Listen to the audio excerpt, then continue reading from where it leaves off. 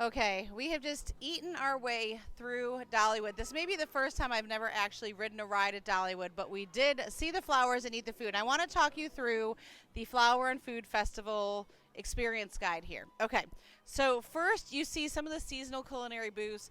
We did not stop at the one that had the Cuban sandwich, the paletas, the street corn. I've heard in the past that the street corn wasn't all it was cracked up to be. I'm not a big Cuban sandwich fan. So we just glossed over that one. So I can't speak to that. Okay, now let me tell you about this funnel cake. I don't think I've had a funnel cake since I was in high school. This funnel cake was well worth the cost of admission. Seriously, one of my favorite things I ate here. I don't know what honey does to a funnel cake, but having the honey, the fresh berries, the whipped cream, and it was a small enough, it was definitely shareable, although I probably only shared a bite. It was delicious. So highly recommend that. Across the way from the funnel cake, they had two different types of mac and cheese, as well as the feisty lemonade. Did not try either of those. Cannot speak to that. The smoked mac and cheese did look delicious. That is new to this year's festival. So if you were going to try one, I would pick that over the seafood mac and cheese. Okay. Then we're going to move on to the Korean options. So there was Korean barbecue nachos, the spicy Korean barbecue meatballs, the open-faced bulgogi sloppy joe, and the raspberry boba tea. We had two of these. Now, the meatball, we had the spicy Korean barbecue meatballs.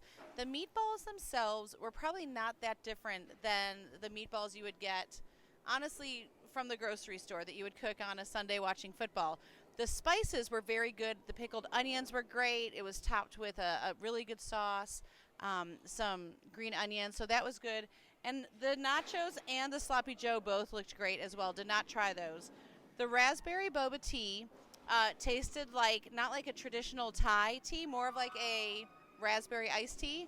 And the boba were not the kind of tapioca boba. They kind of popped more easily.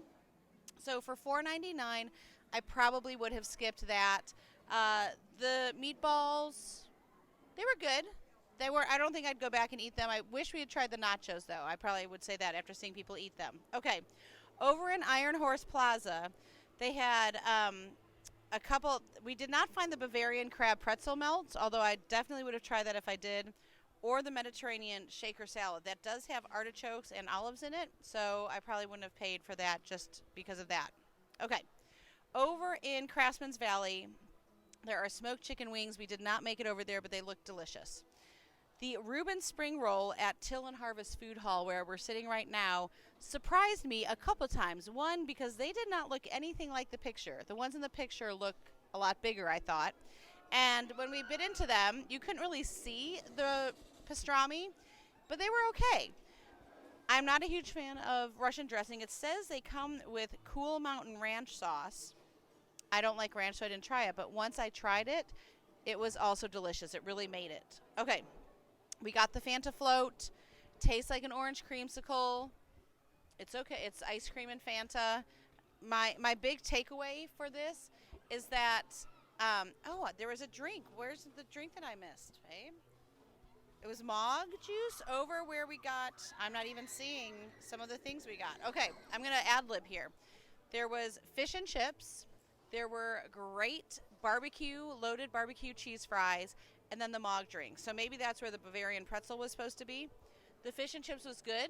Again, not traditional fish and chips, but I think it would be $12.99 without the pass, so it's a really great deal if you get that. The chips were one of the favorite things I've eaten today.